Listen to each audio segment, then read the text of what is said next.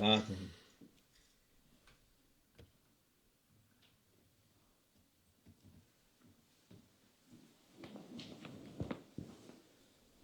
Selamun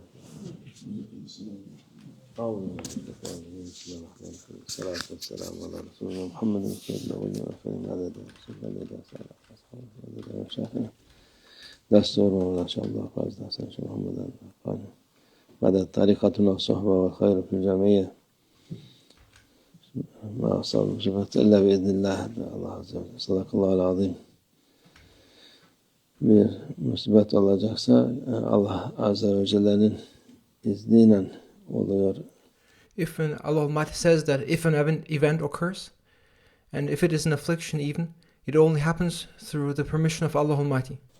Onun için Allah'a yalvarmak lazım, bir şey oldu mu? Therefore, if something happens, one needs to pray to Allah Almighty. Olmadan da yalvarmak lazım. Of course, one should also supplicate and pray to Allah Almighty in cases when there is no affliction, not only in cases if there is affliction. Şimdi Allah'ın hikmeti bu son seneler her tarafta yangınlar çıkıyor, yangınlar oluyor. Based on Allah Almighty's wisdom, there are now fires appearing everywhere. Bir türlü zapt edemiyorlar. And people are unable to take control of these fires. Allah Azze ve Celle'nin emrine olduğu için her şey onun emrine, onun lütfuyla de. But these fires too happen through the will of Allah Almighty. Everything occurs through the will of Allah Almighty. Afflictions as well as divine favors. Gitmesi için Peygamber sallallahu aleyhi ve sellem yol göstermiş. Our beloved Prophet, peace and blessings be upon him, however, has showed us the way how to make those afflictions disappear. Nasıl yapılacak diye. Yangın olunca tekbir. In case of fire, one should make takbir. Onun ateşi söndürür. To say takbir will make the fire be extinguished. Tekbir nedir? Allah'ın büyüklüğünü gösterir. What is takbir? To say takbir is to declare the greatness of Allah Almighty. Allah Azze ve Celle'nin yardımını gösterir.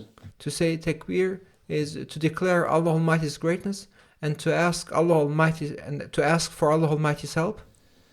Tekbir küfrü ateşini söndürür. To say takbir will extinguish the fire of disbelief. Bu dünya ateşi ondan da güzel çok az kalır yani. Onun için tekbir küçümsenecek şey değil. Therefore, to say takbir is something that should not be neglected. To say takbir has the power to extinguish the fire of disbelief, and the fire of this world is nothing compared to it. İnsanlar istedikleri kadar söylesinler, alay etsinler ama bu bir gerçektir Allah Azze ve Celle'nin. People may make fun of it. People may mock it. However, this is a reality of Allah Almighty. Kudretiyle, onun lütfuyla o musibet gider.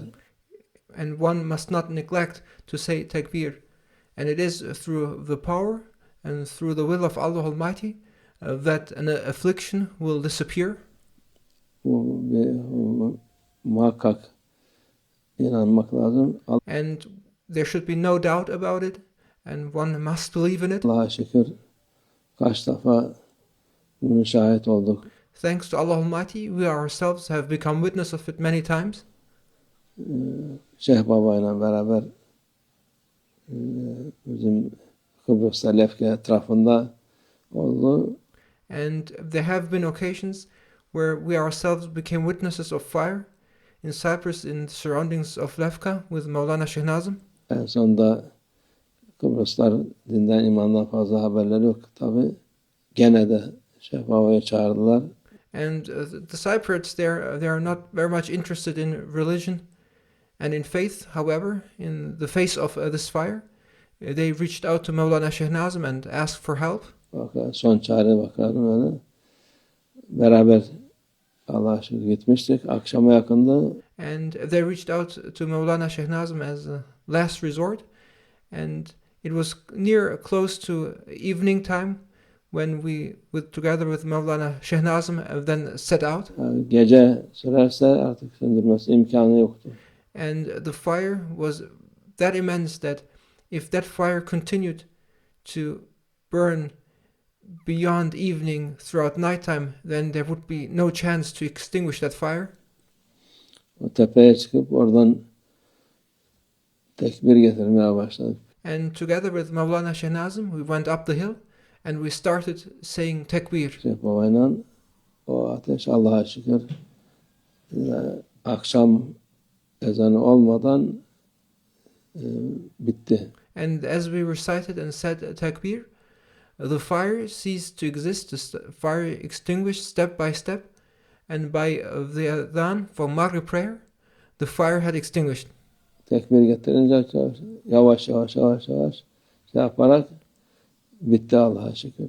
And thanks to Allah Almighty, as we started saying takbir, the fire slowly started to cease and slowly started to extinguish, and it was extinguished by the adhan for Maghrib. Onun için bu yangın olan yerlerde tekbir getirmek lazım. Therefore, it is important to say takbir, especially in those places where there's fire. Tekbir mühimdir. To say takbir is important. Allah Azze ve Celle'nin büyüklüğüdür. To say takbir is to express Allah Almighty's greatness. Ne demek? Allahu Ekber.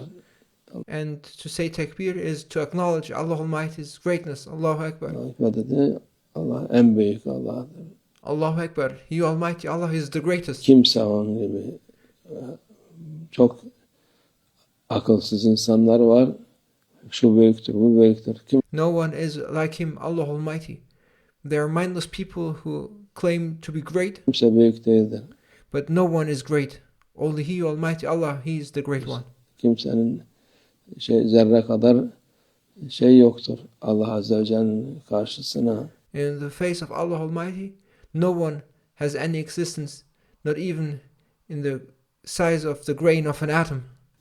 Ona karşı iddia edenler no one may make a claim in the face of Allah Almighty. Daim hüsranda olmuş. And those who are presumptuous before their Lord Allah Almighty will lose. Ta Adem Aleyhisselam'dan şimdiye kadar. And those who were arrogant and presumptuous before their Lord Allah Almighty, they are losers, and they lost, and they have lost since the time of Adam. Tarihe bakın. Beyim diyen hiç kimse bir kazanamadan. And look at history. Those who claim to be great ones, none of them remains.